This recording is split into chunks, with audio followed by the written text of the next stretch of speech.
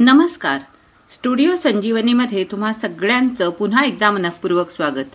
आज आपण महाश्वेता या कादंबरीचा 11वा भाग ऐकणार आहोत. आता आपण सुरुवात करू. सुधा जगाईहून परत घरी आली तेव्हा बाहेर रस्त्यावर आपल्या घरापाशी कुणाची तरी मोटार उभी असल्याचे तिला दुरून दिसले. घरची मोलकरीण मोटारीतून काथ्याने विणलेला भला मोठा खुजा, वेताच्या करंड्या, टिफिन, डबा वगैरे सामान काढीत होती. आलेले पाहुणे कुणीतरी सुस्थितीतले असावेत हे त्या सामानावरून उघड दिसत होते.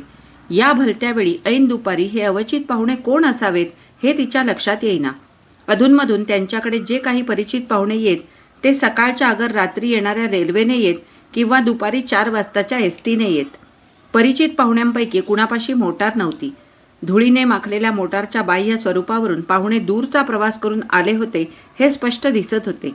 ड्रायव्हर मागच्या बाजूने चामडी बॅगा काढीत होता आणि त्याच्याजवळ मध्यम उंचीचे स्थूल शरीराचे एक वृद्ध गृहस्थ उभे होते. जरा जवळ आल्यावर ते नानासाहेब आहेत हे तिने ओळखले. झपझप पावले टाकीत ती घरात शिरली. मधल्या खोलीच्या दाराशी जरीच्या काठाचे रेशमी निळसर लुगडे परिधान केलेली एक प्रौढ स्त्री पाठमोरी उभी राहून निनीशी बोलत होती. निनीच्या स्वरात उमटलेला विस्मय आणि आनंद तिच्या शब्दांबरोबर बाहेरपर्यंत ऐकू येत होता. ती बोलत होती पण तिची नजर मात्र बाहेर रस्त्याकडे लागलेली आहे हे दारात पाऊल टाकताच सुधाला कळून आले. 3 नजरेस पडतात निनीच्या चेहऱ्यावरची चिंतेची छाया एकदम नाहीशी झाली. तिने उल्हासित स्वरात म्हटले, सुधा, ही तुझी मोठी मावशी आले बघ, ओळखलंस का हिला? मावशीने मागे वळून पाहिले. भाचीच्या सुंदर चेहऱ्यावरचे कोडाचे डाग पाहून ती एकदम दचकली. त्या डागांवरच काही क्षण तिची नजर स्थिरावली. सुधाच्या ते लक्षात आले, पण लोकांच्या अशा विशिष्ट नजरेला तिची दृष्टी आता सरावली होती. तिच्या मनाची संवेदना बोथट झाली होती. तेवढ्यात स्वतःला सावरून घेऊन मावशीने म्हटले, सुधा, म्हणजे तुझी मोठी मुलगी नाही, इनामदारांकडे दिलेली? हेमंतच्या मुंजीत आली होती तेव्हा 4-5 वर्षांची एवढीशी चिमुरडी परकरी पोर होती. तिला काय आठवणार आता? सुधाला त्यावेळचे सर्व काही आठवत नसले तरी काही ठळक गोष्टी तिच्या स्मृतीत अद्याप जशाच्या तशाच होत्या. मावशीच्या सगळ्यात मोठ्या मुलाची मुंज होती ती. 2 मुलीवर झालेला घरातला लाडका मुलगा. केवढा तो मुंजीचा थाट, केवढी भव्य मिरवणूक निघाली होती. अन रात्री फटाके, दारू सामान उडवलं होतं त्याने तर तिचे डोळे दिपून गेले होते. पंचपक्वान्नाच्या किती पंक्ती बसल्या, किती उठल्या. मावशीचा सासरा सेवानिवृत्त सरकारी अधिकारी होता आणि नानासाहेब त्यावेळी बँकेत वरिष्ठ जागेवर होते. बड्या घरच्या कार्याचा दबदबाही मोठाच. या मावशीची त्यावेळची भरजरी शालूने नटलेली आणि मौल्यवान दागिन्यांनी मढलेली मूर्ती तिच्या नजरेसमोर उभी राहिली. जमखिंडीला आजोबांच्या घरी रविवर्म्याने काढलेली लक्ष्मीच्या चित्राची तस्वीर आहे ना, तशी दिसत होती ती मावशी. त्यानंतर गेल्या 17-18 वर्षात काही तिने आपल्या या मावशीला पाहिले नव्हते. सुटीत निनीबरोबर ती जेव्हा जेव्हा आजोळी जमखिंडीला जाई तेव्हा सोलापूरची मावशी आपल्या मुलांसह माहेरपणाला आलेली असे. पण बंगलोरच्या या मावशीला त्यावेळी येणं जमत नसे. 5-6 वर्षांनी 4-8 दिवस ती माहेरी येऊन जाई. मावशी निनीपेक्षा 8-10 वर्षांनी मोठी होती, पण तिची जुळी बहीण वाटत होती. ही मावशी सुस्थळी पडलेली होती. बंगलोरला तिचे स्वतःचे घर आणि वडिलार्जित इस्टेट होती. नानासाहेब 4 वर्षांपूर्वी सेवानिवृत्त झाले होते. तिच्या 2 मुली चांगल्या घरी पडल्या होत्या. हेमंतचे लग्न झालेले होते. नातूही प्राप्त झाला होता. निनीने म्हटले, ताई, पत्रबित्र न पाठवता एकदम अशी अचानक कशी आलीस? पूर्वसूचना न देता एकाएकी येऊन ठेपलेल्या या मोठ्या घरच्या मंडळींचे या सामान्य घरी यथोचित स्वागत कसे होईल या धास्तीने निनीच्या मनाचा गोंधळ उडाला आहे हे सुधाच्या लक्षात आले. ताईने हसून म्हटले, आगाऊ बेत करून कळवलं असतं तर कदाचित येणंच झालं नसतं. रामेश्वराची यात्रा करून आम्ही काशी यात्रेला निघालो आहोत. मध्येच मिरजेला यांचे काही काम होते. म्हटलं अनायासे या बाजूला आलोच आहोत तर तुला उभ्या उभ्या भेटून जावं. बऱ्याच वर्षात भेट झाली नव्हती आपली. 8 वर्षांपूर्वी बाबा गेले तेव्हा जमखिंडीला आपण सगळ्या भेटलो होतो, पण लगेच 2 दिवसात परत गेलीस. बरं झालं तू आलीस. नाहीतर काय, आपणाला बहीण आहे हे सुद्धा ताई विसरून गेली असेल असंच ना? निनीने हसून म्हटले, नाही ताई, रक्ताचं नातं मोठं चिवट असतं. व्यवहार दुरावले, क्वचित नातं तुटल्यागत वाटलं तरी मनातली माया कुठं जात नाही. याच मायेच्या ओढीने आज तुला एकाएकी इथं आणलं ना? निनीच्या स्वरात असा काही करुण जिव्हाळा होता की ताईचे डोळे टचकन भरून आले. निनीनेही डोळे पुसले. त्या गंगा यमुना संगमाकडे सुद्धा अनिमिष नेत्रांनी पाहत राहिली. तेवढ्यात छोटी चामडी बॅग घेऊन नानासाहेब आत आले. पत्नीकडे दृष्टिक्षेप टाकून त्यांनी दिलगिरीपूर्वक म्हटले, काल तार करूया म्हटलं, पण तुमच्या बहिणीने करू दिली नाही.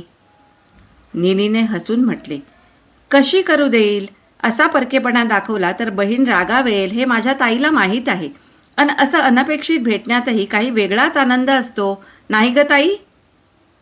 सुधाने निनीकडे पाहिले. मघा तिच्या चेहऱ्यावर उमटलेल्या गोंधळाचा आता मागमूसही उरला नव्हता. क्षणापूर्वी तिची वाटलेली यथोचित स्वागताची धास्ती ताईच्या नेत्रात तरारलेल्या भावजलात विरघळून गेली होती. निनीने म्हटले, नानासाहेब, आपली मात्र जरा अडचण होईल. हे कालच गावाला गेलेत, परवा सकाळी येतील. ताईने हसून म्हटले, सरू, यांची अडचण होईल हे भय तुला बाळगायला नको. यांच्या सुखसोयी यांच्याबरोबर असतात.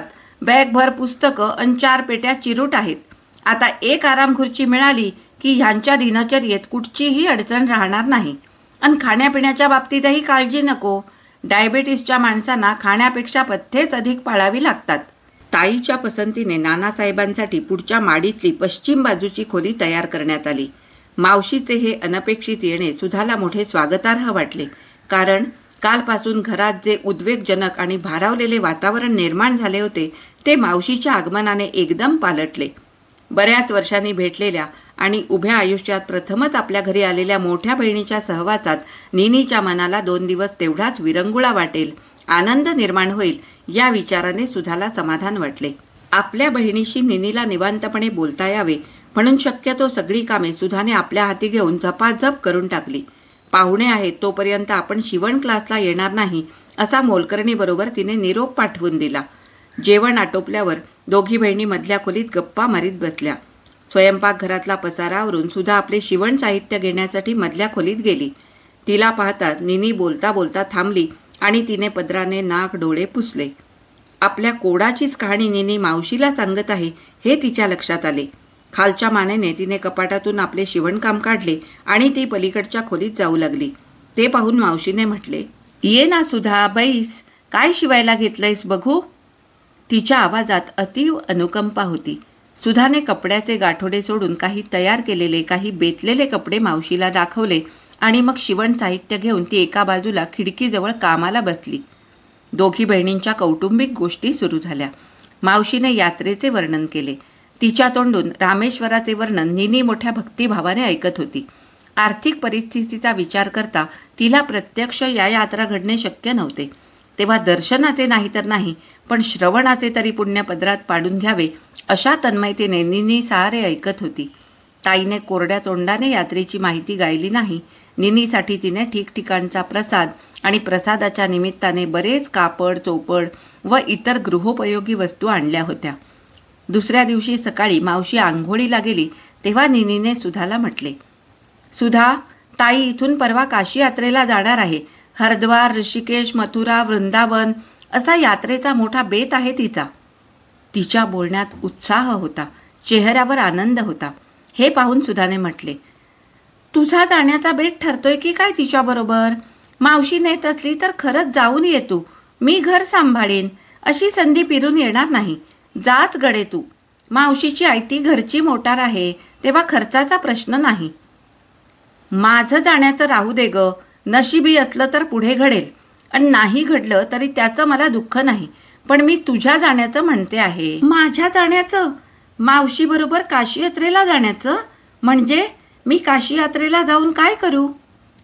तिच्या स्वरात तीव्रता उमटली होती. त्या स्वराने निनी वरमली. आपली मुलगी तशी नास्तिक नाही. नव्हे, आपली कुठचीच मुले नास्तिक नाहीत. लहानपणापासून त्यांच्यावर धार्मिक संस्कार झालेले आहेत. सुधा तर आपल्या धर्मनिष्ठ आजीजवळ वाढली. सासूबाईंच्या मृत्यूपर्यंत 11 वर्षे ती सतत त्यांच्या सहवासात होती. त्यांच्याजवळ बसून ती देवादिकांच्या गोष्टी ऐकायची. आपल्या अढळ निष्ठेने देवाला प्रसन्न करून घेणाऱ्या भक्त ध्रुवाची गोष्ट सुधाला फार आवडायची. त्यावेळीही प्रवचन कीर्तनाला येण्याचा हट्ट धरून बसायची. पण तिथं न कंटाळता न झोपता शेवटपर्यंत सगळं भाविकतेने ऐकत बसायची. तिचे लग्न ठरल्यानंतर श्रीमंत इनामदार घराणं मिळालं म्हणून तिला जेवढा आनंद झाला होता तेवढाच आनंद हे घराणं धर्मनिष्ठ आहे हे ऐकून झाला होता. कोडाचा डाग घेऊन आल्यानंतर सुरुवातीला ती किती निष्ठेने उपास आणि व्रतवैकल्य करीत होती. भक्तिभावाने जगाईला जात असे.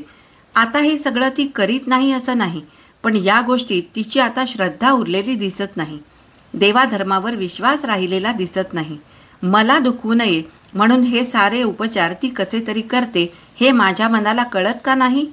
माझ्या नजरेला दिसत का नाही? 12 वर्षे तपस्या करावी तेव्हा देव प्रसन्न होतो. पूर्वीच्या ऋषीमुनींचे आणि सती साध्वींचे दाखले आमच्या पुराणात आहेत ना. पण आजच्या पिढीला तेवढा धीरही नाही. पी हळद हो गोरी, तसं सगळं झटपट हवं असतं यांना. एक बी टाकल्यानंतर झाड उगवून फळ यायला अवकाश नाही का लागत? तसंच तपश्चर्येचं आहे, तसंच श्रद्धेचं आहे. पण आज तपश्चर्येला सुरुवात केली तर उद्या लगेच फळ मिळालं पाहिजे, प्रत्यंतर दिसलं पाहिजे, असे विचार आजच्या पिढीचे झालेत. सुधाच्या चिकित्सक प्रश्नांना आपणाला उत्तर देता येत नाही, पण आजच्या पिढीची ही घायकुती चिकित्सा. नीनी एकाएकी स्तब्ध झालेली पाहून सुधाने सौम्यपणे म्हटले, नीनी, मी काशी यात्रेला जाऊन काय होणार आहे ग? यात्रा करून माझं हे कोड बरं का होणार आहे? ती आशा आता अगदी व्यर्थ आणि वेडेपणाची आहे. त्याहीपेक्षा तू गेलीस तर यात्रा करण्याचे तुझे मनोरथ पूर्ण होतील.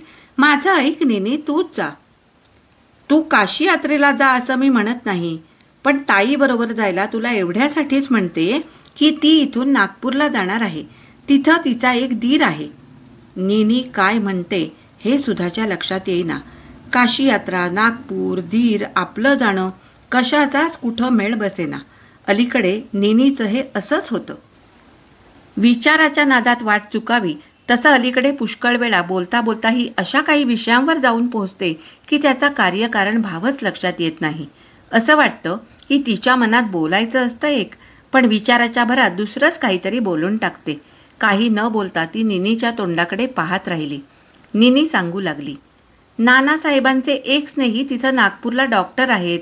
कोडावर ते चांगला इलाज करतात. नीनी, आतापर्यंत थोडे का इलाज झाले? इतकी औषधं, मलमं, इंजेक्शनं झाली, एकाचा तरी उपयोग झाला का सांग? सगळ्या डॉक्टरांचं ज्ञान आणि अनुभव सारखा का असतो? ताई रात्री म्हणाली की डॉक्टर गोखले यांनी तिच्या माहितीतल्या 2-3 केसेस बऱ्या केल्या आहेत. अगं, कोडाच्या केसेस निश्चित नसणार. पराचा कावळा तसं शिब्याचा कोड असणार. मावशी सांगते नी तू आपली ऐकतेस.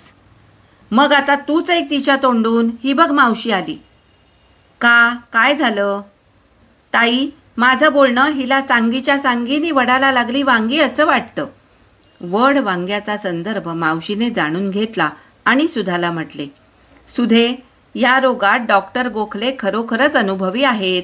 गेल्या वर्षी माझी जाऊ आपल्या बहिणीला घेऊन आली होती बंगलोर म्हैसूर दाखवायला.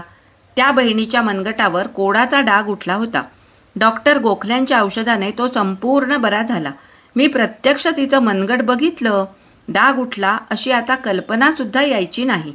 मुंबईचीही अशीच एक केस त्यांनी बरी केली. तिच्या तर डाव्या हातावर बरंच मोठं कोड उठलं होतं. सुधा स्तब्ध राहिली. मावशी देत असलेल्या खात्रीविषयी तिचे मन अजून निशंक झाले नव्हते. नीनीने म्हटले, ताई, देवाने पाठवल्यासारखी तू अवचित आलीस. नशिबाचे भोग संपायचे असतील म्हणून. संपू देत बाई एकदाचे. सरू, भोग संपले म्हणजे वाटेच्या वाटसरूला सुद्धा चांगली बुद्धी सुचते आणि चिमूटभर धुळीने सुद्धा गुणी येतो. त्या दोघी बहिणींचे बोलणेच इतक्या प्रखर आत्मविश्वासाने चालले होते. प्रचितीची देवघेव अशी काही मुक्त हस्ते चालली होती की निराश मनातही आशा फुलावी. सुधाचे मन म्हणू लागले, असेलही, कदाचित तसं असेल, तसं घडायचं असेल म्हणून कदाचित मावशीच्या आगमनाचा हा दुर्मिळ योग आला असेल. पण केवळ या दुर्मिळ योगाच्या लोभामुळेच ती जायला तयार झाली होती असं मात्र नव्हे, तर या निमित्ताने इथल्या या गुदमरलेल्या वातावरणातून थोडे दिवस बाहेर पडायला मिळते आहे या विचाराने ती तयार झाली होती. तिने म्हटले, ठीक आहे नीनी, जाईन मी मावशीबरोबर. सुधाने प्रवासाची तयारी केली.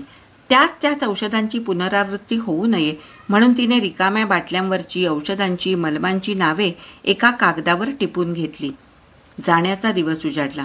निघण्याच्या वेळी रिवाजाप्रमाणे घरच्या देवाला तिने नमस्कार केला. जवळच नीनी उभी होती. तिच्या ती पाया पडली. नीनीच्या नेत्रात अश्रू तरारले होते, पण ते दुःखाचे नव्हते.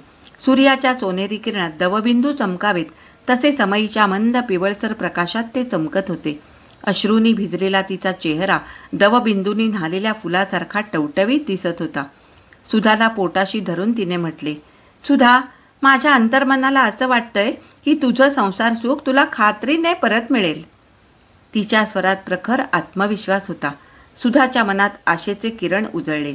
तिचे मन म्हणाले, माझ्या नीनीचा आशीर्वाद, तिच्या अंतरीचे हे बोल कधी खोटे ठरणार नाहीत, खरेच होणार. ती मोठ्या उत्साहाने मावशीबरोबर मोटारीत बसली. हा भाग इथेच संपला. महाश्वेता या कादंबरीचा 11वा भाग तुम्हाला कसा वाटला मला कमेंट करून नक्की सांगा. आवडला असेल तर लाईक करा, शेअर करा. माझ्या चॅनलवर नवीन असाल तर माझ्या चॅनलला नक्की सबस्क्राईब करा. परंतु हा भाग एवढा शेअर करा की खरंच मला कमेंट्सना उत्तरं देता देता नाकी नऊ येतील. धन्यवाद. आता आपण भेटू पुढच्या भागामध्ये. तोपर्यंत मी तुमचा निरोप घेते.